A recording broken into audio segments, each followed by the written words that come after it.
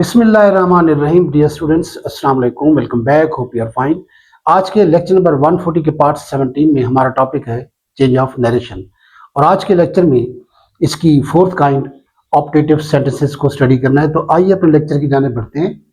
Optative sentences, दुआ या फिक्रे। तो सबसे पहले इसकी डेफिनेशन को देखते हैं। An optative sentence expresses a wish, prayer, blessing, curse, hope और स्ट्रॉन्ग डिजायर.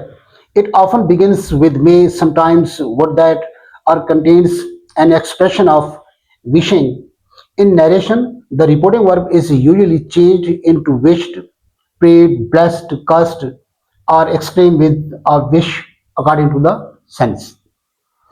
यानी डियर स्टूडेंट्स, ऐसे फिक्रों में किसी दुआ, बद्दुआ, ख्वाहिश, हसरत, उमंग, आरज़ू का इजहार किया जाता है। और दुआ के लिए पेड़ इस्तेमाल करते हैं और अपना बद दुआ के लिए कर्स इस्तेमाल करते हैं। और कोई ख्वाहिश है तो उसके लिए विश इस्तेमाल करते हैं। और अगर ऑब्जेक्ट डायरेक्ट स्पीच में मौजूद हो तो प्रेड फॉर इस्तेमाल करते हैं। और अगर ऐसी फिगर में वुड दैट इस्तेमाल हो तो उसको ख़त्म करके कामाज हटाकर कंजक्शन दैट लगाते हैं और आखिर में फुल स्टॉप लगाते हैं। तो आइए अपने एग्जाम्पल को स्टडी करते हैं। उम्मीद है आपको बात समझ आ जाएगी। एग्जाम्पल नंबर 1 है, he said may Allah bless you. अब ये डायरेक्ट फॉर्म ऑफ स्पीच है।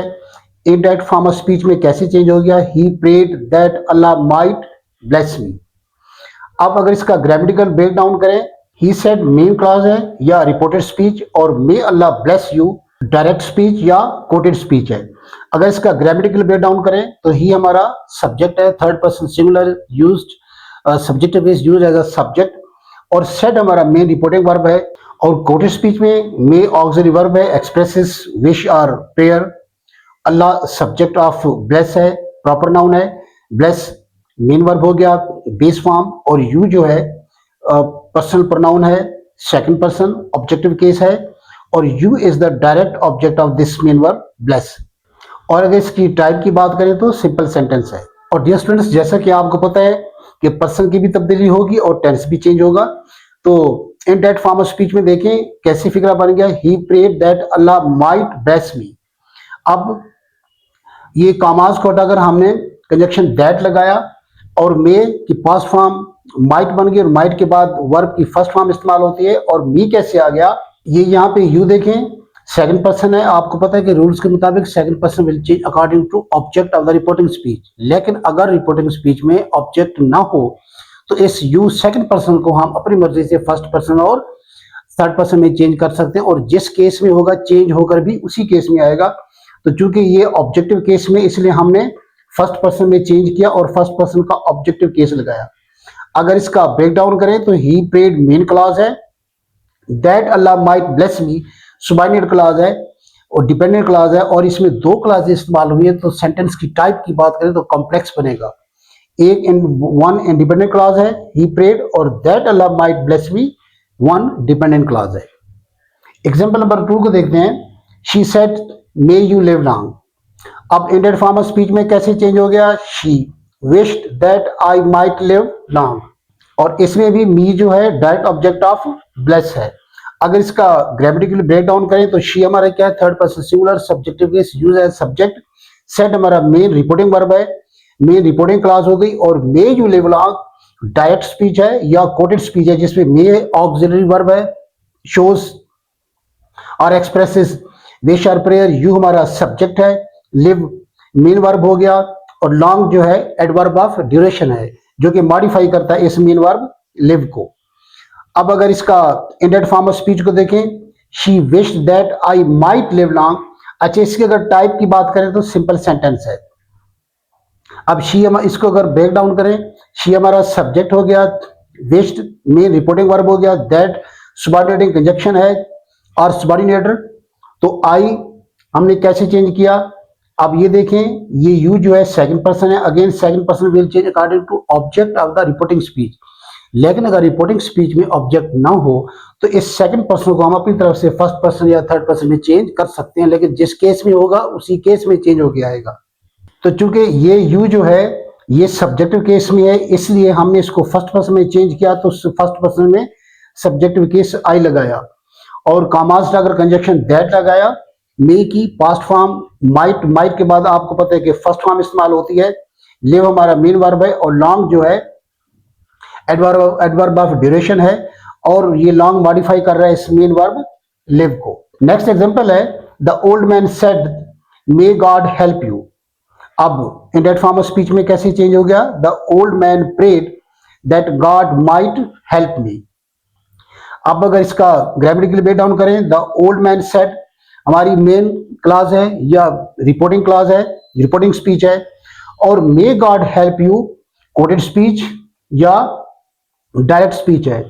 इसमें द क्या है, डेफिनेट आर्टिकल या डिटरमिनर जो कि मॉडिफाई करता है ओल्ड एडजेक्टिव को, और ओल्ड जो है मॉडिफाई करता है मैन को जो कि नाउन है।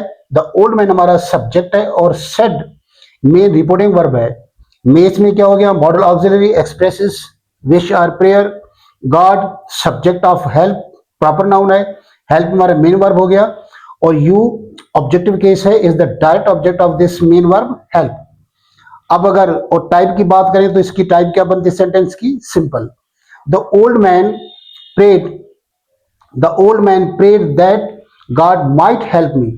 अब इसमें देखें वही बात है, डिटरमिनर है, द डेफिनेट आर्टिकल हो गया, ओल्ड मैन को ये ओल्ड को मॉडिफाई कर रहा है और ओल्ड मॉडिफाई कर रहा है मैन को, द ओल्ड मैन हमारा सब्जेक्ट हो गया, पेड हमारा मे रिपोर्टिंग वर्ब, और कामाज हटाकर कंजक्शन हमने दैट लगाया, मे की पास्ट फॉर्म, माइट के बाद first form of verb help हो गई, और मी जो है हमारा पर्सनल प्रोनाउन ऑब्जेक्टिव केस है, is the direct object of this main verb help.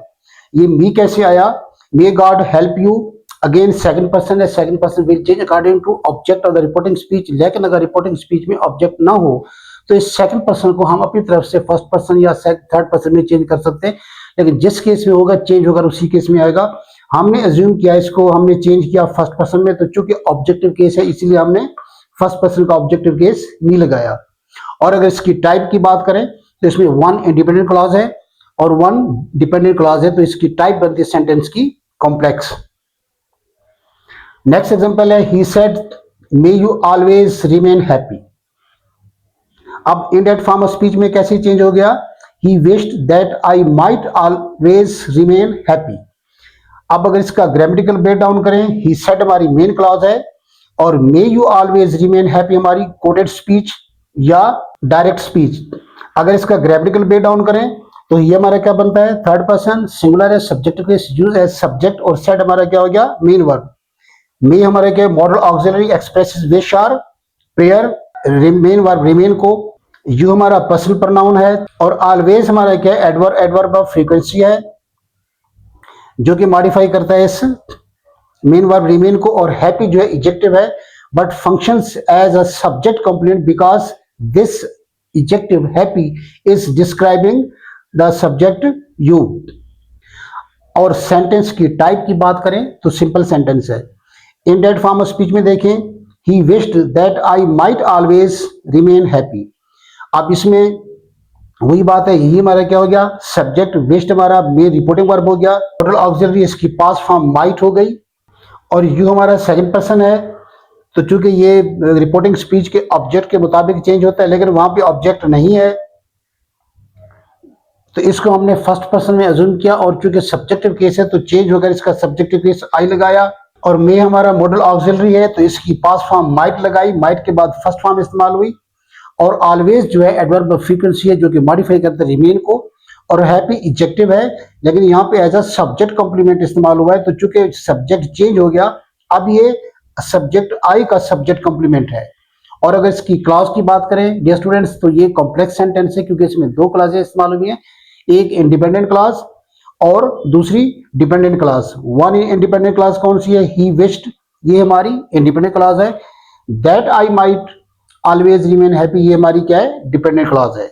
Dear students अब हमारे पास लास्ट एग्जांपल है, my mother said may Allah grant you success. That form of speech है, इन दैट में कैसे change हो गया, my mother prayed that Allah might grant me success. अब इसका अगर ग्रामेटिकली हम ब्रेक डाउन करें तो माय मदर सेड जो है मेन क्लॉज है या रिपोर्टेड स्पीच है, और मे अल्लाह ग्रांट यू सक्सेस जो है डायरेक्ट स्पीच है या कोटेड स्पीच है। इसका ग्रामेटिकल ब्रेक डाउन करें तो माई हमारे क्या पॉजेसिव डिटरमिनर है, एडजेक्टिव है जो कि मॉडिफाई करता है मदर को, और मदर नाउन है। माई मदर क्या हो गया नाउन फ्रेज हमारा सब्जेक्ट हो गया, सेड हमारा main reporting verb, may modal auxiliary expresses wish or prayer, Allah is the subject of grant, proper noun है, ग्रांट हमारा मेन वर्ब हो गया, और यू जो है ऑब्जेक्टिव केस में लिखा हुआ है, और ये अपना पर्सनल प्रोनाउन है, you is the indirect object of this main verb grant, और सक्सेस एब्स्ट्रैक्ट नाउन है जो कि ये भी direct object of this main verb grant का डायरेक्ट ऑब्जेक्ट है। अब अगर इनडायरेक्ट फॉर्म ऑफ स्पीच को हम ब्रेक डाउन करें, my mother prayed that Allah might grant me success, तो इसकी अगर सेंटेंस की बात करें तो टाइप की सिंपल है। इसको अगर ग्रामेटिकली ब्रेक डाउन करें तो माई क्या है हमारा पोजेसिव एडजेक्टिव है या डिटर्मिनर जो कि मॉडिफाई करता है मदर को। माई मदर नाउन फ्रेज हो गया, हमारा सब्जेक्ट हो गया, पेड मेन रिपोर्टिंग वर्ब, और दैट हमने कॉमास हटाकर रिमूव करके कंजक्शन दैट लगाया, और मे की पास्ट फॉर्म माइट, अल्लाह हमारा प्रॉपर नाउन है और थर्ड पर्सन है, ये चेंज होगा नहीं। उसके बाद मेन वर्ब ग्रांट हो गया, यहाँ पे मी जो है indirect object of this main verb grant, और सक्सेस एब्स्ट्रैक्ट नाउन है जो कि डायरेक्ट ऑब्जेक्ट है of this main verb grant. अगर इसकी टाइप की बात करें तो ये कॉम्प्लेक्स सेंटेंस है क्योंकि इसमें दो क्लासेस इस्तेमाल हुई है। My mother prayed main class है, और that Allah might grant me success ये सबऑर्डिनेट क्लास है या नाउन क्लास है।